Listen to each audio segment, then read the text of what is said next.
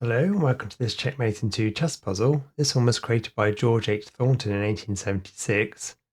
You can see that black has just the king with one available square to move to f5. White has the 2 bishops and the 2 knights. It's white's turn and you can get a checkmate in 2. If you move the knight to f3, the king is forced to move to the f5 square. You can then move the knight to g5. Black is then forced to push the d pawn. And then you can move in to get a checkmate in 3 with the bishop moved to c2. If the white king moves to c6, the black king is forced to f6, then the bishop can move down to d1. The king is then forced to move back up to e6, and then you can checkmate in 3 by moving the bishop to g4.